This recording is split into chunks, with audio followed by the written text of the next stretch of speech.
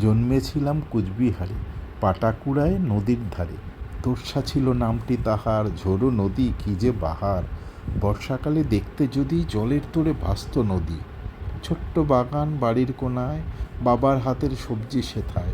লঙ্কা, পালং, বেগুন, মূলো, পুঁই শাকেতেই ভরেছিল। দোলের রং খেলতে হলে নিত পুঁই ফল জলে ঘুলে। পড়তে যেতাম দাদা ও ভাই, জেনকিন্স স্কুল জানতো সবাই। বাড়ির কাছেই গ্রন্থাগারে বই পড়তাম প্রাণটি ভরে।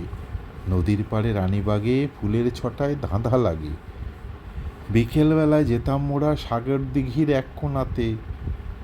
টাটকা ভাজা ডালের বড়া, আহা কি স্বাদ লাগতো খেতে। কাকার বাড়ি, পিসির বাড়ি সবই ছিল কাছাকাছি। এখন তারা ভোরের তারা, স্মৃতি ঘেটেই বেঁচে আছি। তাই তো বলি ছোটবেলা সবার কাছেই ভীষণ প্রিয়। সবাই তো চায় ফিরে যেতে, পারো যদি ফিরিয়ে দিও।